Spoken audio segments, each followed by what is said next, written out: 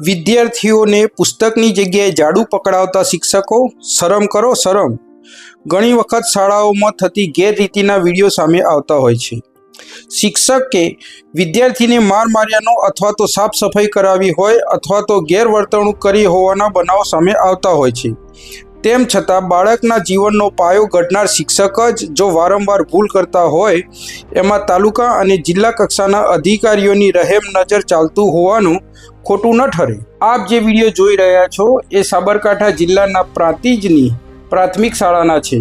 આ શાળાઓ state bank અને પ્રાંતિજ નગરપાલિકા પાસે મુખ્ય માર્ગ પર આવેલ છે। આ પ્રાથમિક શાળાઓમાં પુસ્તકની જગ્યાએ સવારે શાળા શરૂ થતાં જ ઝાડુ પકડાવી દેવામાં આવે છે અને પોતું પણ કરાવવામાં આવે છે અને રહી જતું હોય તો મેદાનની સાફ સફાઈ પણ કરાવવામાં આવે છે। સામે જવાબદાર શિક્ષકની દેખરેખ હેઠળ વિદ્યાર્થીઓ સાફ સફાઈ કરતા નજરે આવી રહ્યા છે। અત્યારની શાસક સરકાર શિક્ષણ ક્ષેત્રે કરોડોનું બજેટ પાસ કરે છે, જેમાંથી સ્માર્ટ સ્કૂલ તૈયાર કરવામાં આવે છે, પરંતુ આટલું બજેટ હોવા છતાં સ્કૂલમાં સાફ સફાઈ કરનારા કર્મચારીઓનો અભાવ કેમ છે, એ એક મોટો પ્રશ્ન ચર્ચાઈ રહ્યો છે। અથવા સફાઈ કર્મચારી હોય તો તેનું પૂરતું વેતન ન આપી પૂરા વાઉચર પર સહી કરાવતા હોવાનું પણ જાણકારી પ્રાપ્ત થઈ છે। રાજ્ય સરકાર એક તરફ પ્રવેશોત્સવ તથા કન્યા કેળવણી મહોત્સવની ઉજવણી કરે છે, બીજી બાજુ કરોડોના ખર્ચે આધુનિક સ્કૂલો શરૂ કરવામાં આવી રહી છે। પ્રાથમિક શાળાની કન્યાઓ ઝાડુ મારશે અને કુમારો કચરો નાખવા જશે તો પછી પ્રવેશોત્સવ અને કન્યા કેળવણીના નામે થતા આડંબર બંધ કરો। ઉમળા બાળકોના હાથમાં ઝાડુ પકડાવી સફાઈ કરાવતા શરમ નથી આવતી? કયા ધોરણમાં છો? 7માં। રોજ કચરો નાખવા જવું પડે? ચમ સફાઈ કરવા કોઈ આવતા નથી? અને ક્લાસમાં કોણ સફાઈ કરે છે? બધા ભેગા થઈ? ઓકે।